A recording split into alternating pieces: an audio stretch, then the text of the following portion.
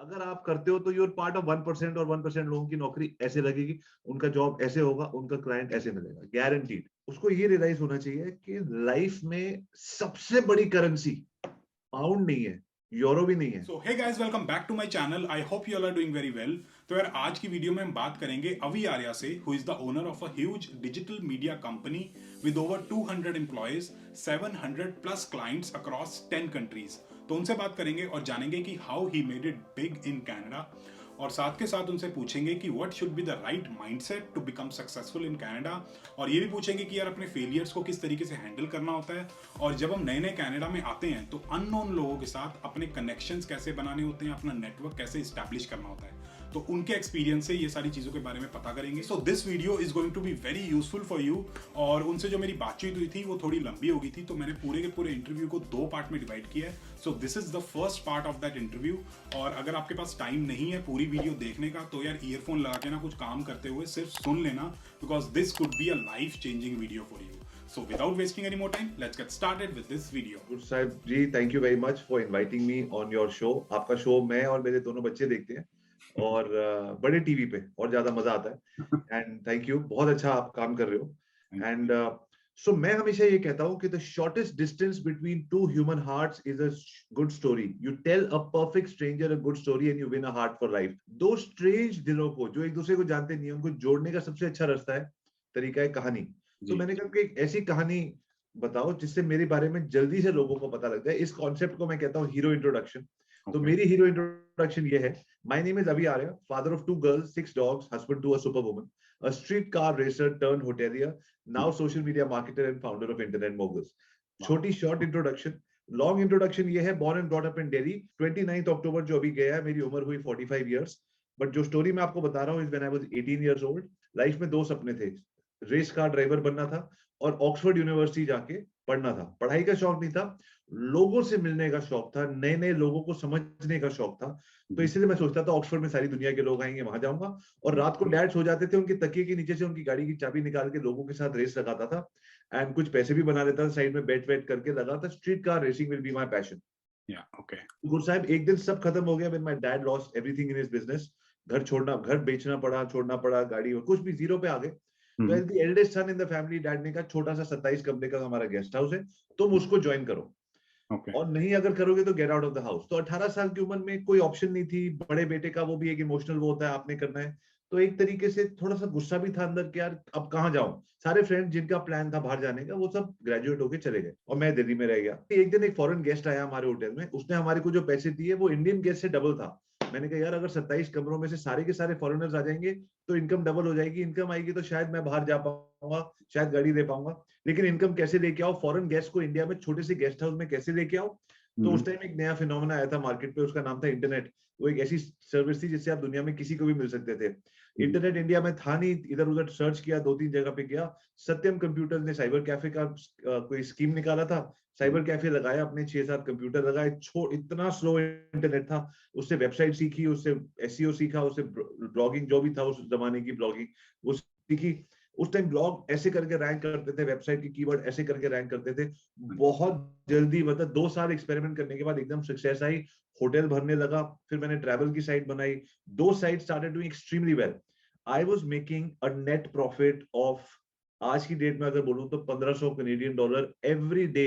मतलब उस टाइम पे $1500 पर डे, एवरी डे 25 से 30 लाख रुपए का चेक आता था मेरे पास महीने का, अफिलिएट, सिर्फ ट्रैवल अफिलिएट से। मुझे पता नहीं था अफिलिएट होता भी क्या है। मुझे बस ये समझ आ गया था कि अगर मैं ऐसे करूंगा तो ये चीज रैंक करेगी तो अमेरिकन इस पे आएंगे तो उनको इंडिया लाने के लिए या तो मेरे होटल में रहेंगे, या मैं आगरा, राजस्थान, उनको कहीं ना कहीं जयपुर घुमाऊंगा। तो वो मैंने ट्रैवल का बिजनेस शुरू कर दिया, वो सब हो गया। फिर 2008-9 के बाद बड़ी बड़ी कंपनीज, ट्रिपएडवाइजर, फेसबुक वगैरह आए। उनमें से कुछ कंपनी ने मेरे बारे में सुना, उन्होंने बोला आपने कैसे किया। तो मैंने कहा ये तो होता चला गया, कोई प्लान थोड़ी था, होता होता है ना यार। मेरी एक विजन थी, मैंने कहा था कुछ बड़ा करना है, ऐसा कुछ नहीं था। उसके बाद फिर ये बड़ी बड़ी कंपनीज आई, उन्होंने बोला आप अपनी जो स्टोरी है हमारे साथ शेयर करो, स्टेज पे आओ। तो बातें करने का मुझे वैसे भी शौक है, मैंने कहा सबके सामने बात करने को मौका मिलेगा। तो 500, 1000, 2000 लोगों के सामने फर्स्ट टाइम गया। 2008-9 की बात बता रहा, and I felt so good connecting with people. मैं डरा नहीं, मैंने कहा दिस इज अमेजिंग। फिर वहां से 2009 में लोगों ने बोला can you do it for us, जो आपने इतने सालों में किया। मैंने कहा आपके लिए कैसे करूं, आई डोंट नो। जैसे एजेंसी कंसल्टिंग यार, मैंने तो पढ़ाई करते करते डैड को ज्वाइन किया, उसके बाद काम किया, तो मेरे को कॉर्पोरेट वर्ल्ड के सारे टर्म्स मुझे नहीं समझ आ रहे थे। 4 लोगों की टीम स्टार्ट करी, एजेंसी स्टार्ट करी, जी। एंड पहला क्लाइंट लिया 60,000 रुपीज अ मंथ का, शेरेटन होटल था दिल्ली में। दूसरा क्लाइंट लिया 4 लाख रुपए महीने का, एक होटल चेन थी दिल्ली की। वहां से कॉन्फिडेंस बढ़ा, उसके बाद 4 की टीम को हमने 225 लोगों तक पहुंचाया 12 साल में। एंड वो अब कोई फंडिंग नहीं दी हमने, कोई इन्वेस्टर्स नहीं, कुछ नहीं, और टीम के सपोर्ट से और मॉम डैड के आशीर्वाद से। और तो आज मैं स्टूडेंट्स को और एंटरप्रेन्योर्स को बस ये सिखाता हूँ कि वो कैसे डिजिटल करके कोई भी बिजनेस चला सकते हैं और कहीं भी रह सकते हैं। तो उस टाइप की ट्रेनिंग्स हम करते हैं। तो अभी भी मैं वही स्टूडेंट हूँ 18 साल का, बाय द वे, कुछ नहीं बदला है। कैमरा पे लगता है थोड़ी सी यार ये बाल सफेद हो गए हैं थोड़ा, और कुछ नहीं, क्योंकि अंदर से तो यार वही शौक, वही चीजें, वही एक्साइटमेंट। और बिल्कुल। होना भी नहीं चाहिए, आई थिंक बड़ा स्टूडेंट ही हूँ मैं अभी 18 साल का। हाँ जी। सी, जब आप स्टूडेंट होते हो ना, जो मैं अभी भी हूँ जब आप स्टूडेंट होते हो ना उस उम्र में, तो और अगर आप कनाडा आते हो, स्पेशली इंडियन स्टूडेंट, या आप इंडिया में बैठ के इसको देख, इस चैनल को देख रहे हो, अभी इस वीडियो को देख रहे हो, तो आपको लगता है कि अगर मैं कोई एक डिसीजन लूंगा तो मैं वही बन जाऊंगा, और फिर बस उसके बाद अगर कोई गलत हो गया तो। और मैं सबसे पहले बात, आपके सवाल का जवाब देने से पहले मैं सबसे पहले ये बताना चाहता हूँ स्टूडेंट्स को, एक होता है शेरों वाला माइंडसेट और एक होता है थोड़ा डर से माइंडसेट। और हम, हर इंसान के अंदर दोनों होते हैं। कभी डर लगेगा, कभी शेर बाहर निकलेगा, कभी डर ज्यादा बाहर निकलेगा। तो आपको अपना रियलाइज करना है, आज मैं जो डिसीजन ले रहा हूँ, मेरा माइंड आज कौन से मोड में, am I in tiger mode और am I in fear mode. तो जब आप टाइगर मोड में हो ना, तो आपको ये बात रियलाइज करनी चाहिए कि यार अगर मैं साइंस ले लूंगा तो फिर तो मैं डॉक्टर बन जाऊंगा, मैं तो कुछ और बनना चाहता था।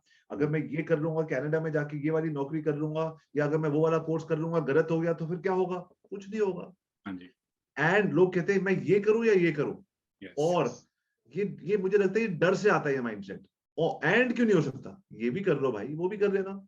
एक स्टूडेंट कहता है मुझे पता नहीं है मुझे क्या चाहिए, अभी मुझे अंदर से वो आ नहीं रहा कि मुझे चाहिए क्या, तो क्या मैं कुछ गलत तो नहीं कर लूंगा? और मैं उनको ये कहता हूँ गलत करते करते ही सही मिलेगा। आपको क्या पसंद है? सर मेरे को तंदूरी चिकन पसंद है। आपको कैसे पता? सर मैंने ट्राई किया है।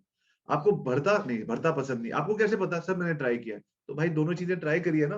तो ट्राई करते करते आपको समझ आ जाएगा क्या अच्छा है क्या नहीं है। लाइफ में गलत होता नहीं है, एक यूनिवर्स का भी सिस्टम चल रहा है, एक सॉफ्टवेयर वहां भी चल रहा है बॉस, चलते रहो।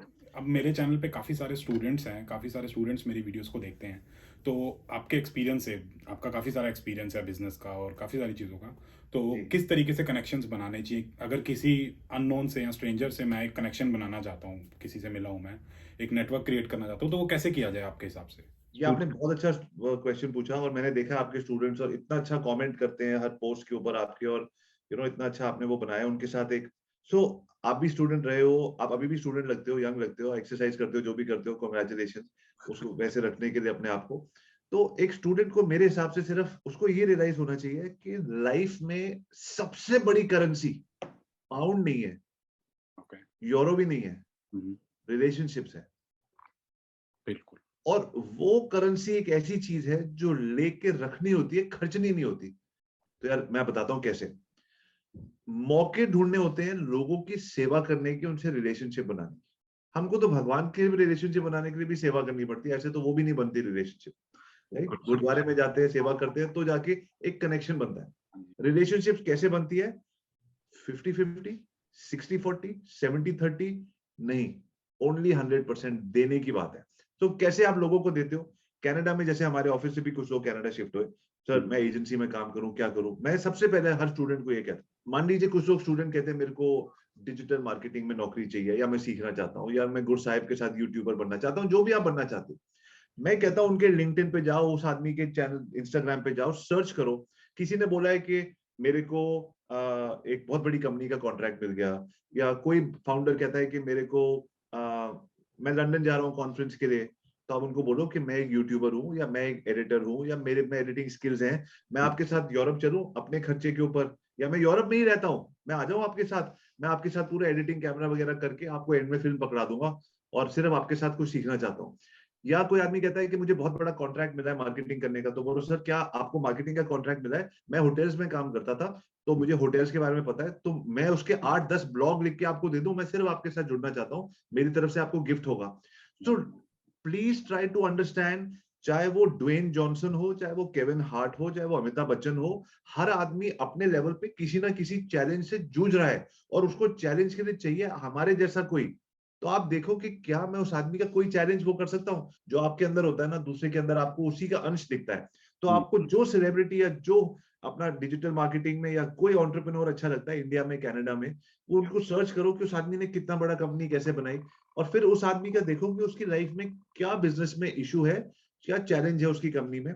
अगर वो नहीं पोस्ट कर रहा, उसका कोई डायरेक्टर कर रहा है, कुछ कर रहा है, and then try to find a solution and pick up the phone and make a video. Hi, my name is Avi Arya, father of 2 girls, 6 dogs, husband to superwoman, streetcar racer, turn hotelier, now social media marketer, founder of Internet Moguls. मैं इस video में सिर्फ आपके 2 minute लूंगा, please video and तक देखिएगा। Good साहब, मुझे आपका चैनल बहुत अच्छा लगता है और मैंने आपके लास्ट वीडियो में देखा कि आप वैंकूवर आ रहे हो। क्या मैं वैंकूवर से आपको पिकअप कर सकता हूँ एयरपोर्ट से घर तक, जहां भी आप चाहोगे मैं आपको रहूंगा, और मैं रास्ते में अपना कैमरा लेके आऊंगा और सारी चीज कवर करूंगा और वो एडिट करके आपको फाइल दे दूंगा। सिर्फ वो 1 घंटा मैं आपके साथ रहना चाहता हूँ, if you don't mind. Thank you very much. अब मुझे एक बात बताओ, अगर मैं इस तरीके का पर्सनलाइज्ड वीडियो अप्रोच भेजूंगा with a relevant contextual message, relevant इसलिए क्योंकि आप वैंकूवर आ रहे हो, तो और कॉन्टेक्चुअल इसलिए आप आओगे तो अपना यूट्यूब करोगे, तो मैं आपको एक ऐसी चीज दे रहा हूं कि मैं आपकी जिंदगी में बोल के आप इस रास्ते से चल रहे हो, क्या मैं उस रास्ते में आपकी मदद कर सकता हूँ? व्हाई वुड समबडी से नो? उसके बाद ये मत बोलना उसी वैंकूवर आते ही, अच्छा गुरमीत जी मुझे जॉब दे दो ना। 100% गिव, दे दिया, रिलेशनशिप बना दी, खत्म। ऐसे आप अपनी जिंदगी में रिलेशनशिप बनाते चलिए, बनाते चलिए, बनाते चलिए। ऑटोमेटिकली बंदा बोलेगा गुड साहिब दिल से, अरे अभी आप करते क्या हो? मैं सर, क्या मैं यूट्यूबर हूँ फॉर एग्जांपल, तो क्या मेरे साथ काम करोगे? अपॉर्चुनिटी अपने आप आएगी, वो बंदा आपको खुद आगे से कुछ बन के कुछ देगा। बट हमारे को इतनी जल्दी होती है ना एज ए स्टूडेंट, यार अगर मैं उसको करूंगा वो रिस्पॉन्ड नहीं करेगा तो मैं पहुंचूंगा कहाँ? आपको पता है मेरे मासी के लड़के को तो फंडिंग भी मिल गई, अब तक मैं लेट चल रहा हूँ लाइफ में, मेरा कुछ नहीं हुआ है। तो रिलैक्स, सब कुछ हो जाता है। रिलेशनशिप बनाते चलो, लोगों से माइक्रो वीडियोस बना के पर्सनल, और जब इसका भी फॉर्मेट है, सबसे पहले give your hero introduction in 30 seconds, कि बंदा बोले अरे मजा आ गया इसकी स्टोरी सुन के। सेकंड, बोलो कि 2 से 3 मिनट के अंदर वीडियो एंड तक देखिए। एंड तक क्यों देखिए? क्योंकि मैं आपको बताना चाहता हूं कि आपकी वैंकूवर ट्रिप के लिए मेरे पास कुछ है। अरे इसको कैसे पता मेरी वैंकूवर ट्रिप के ऊपर? उसके बाद मुझे एक सोल्यूशन दो जो मेरे को चाहिए, बिकॉज दूसरा बंदा हमेशा ये सोच रहा है WIFM, what's in it for me. अपनी कहानी मत बताओ, उसकी कहानी।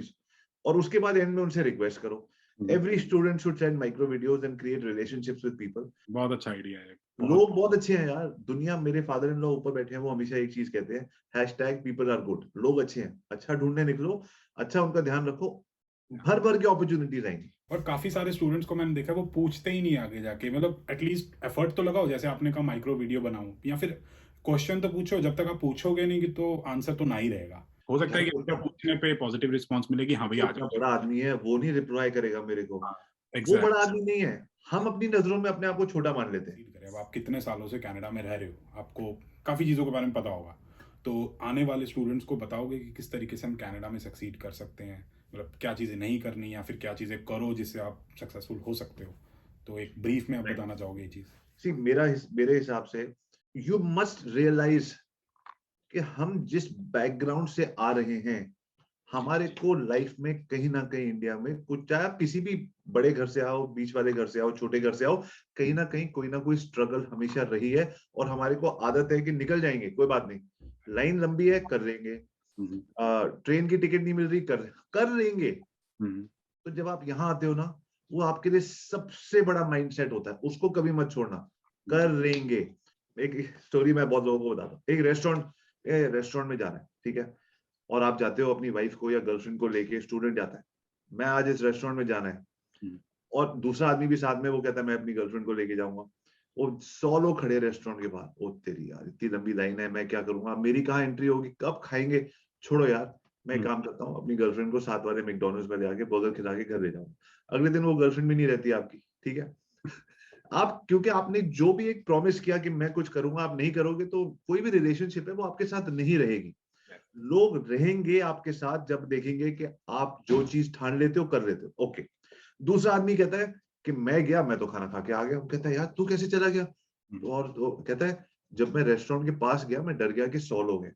जब मैं थोड़ा आगे गया तो मैंने रियलाइज किया कि आधे तो स्टाफ है और उसके आगे आधे लोग हैं जो सिर्फ बाहर में ऐसे खड़े हुए हैं कि मेरी एंट्री होगी नहीं, सिर्फ 10 लोग कोशिश कर रहे थे और मैं घुस गया। तो वो जो कहानी थी ना कि बहुत सारे मेंढक थे कुएं से बाहर निकल रहे थे, उसने अरे तू जा नहीं पाएगा, तू जा नहीं पाएगा।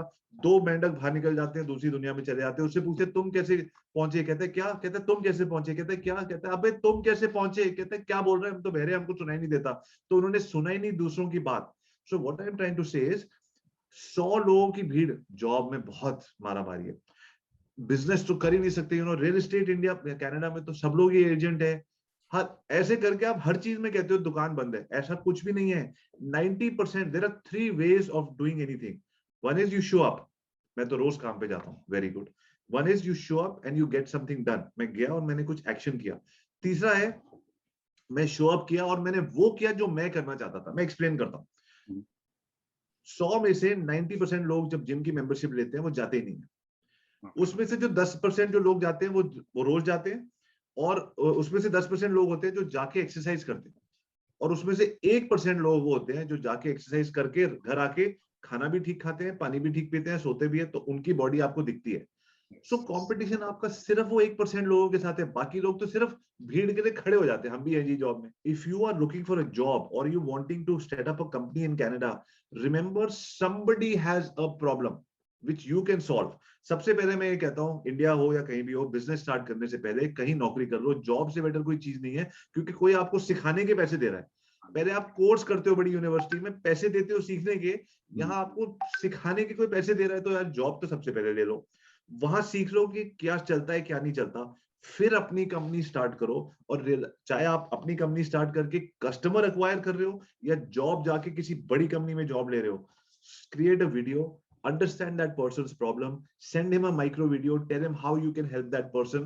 आप लाइन में 100 लोग बाहर खड़े होंगे अपना रिज्यूमे लेके, आपके अंदर से एंट्री हो चुकी होगी। कोई कंपटीशन नाम की चीज ही नहीं है, बिकॉज ये जो एक्स्ट्रा एफर्ट लगता है ना, ओके नहीं यार ये वीडियो ठीक नहीं बना, ओके गाइस अच्छा नहीं इसकी रिसर्च थोड़ी और करो, ये जो मेहनत लगती है ना, ये कोई करता ही नहीं है।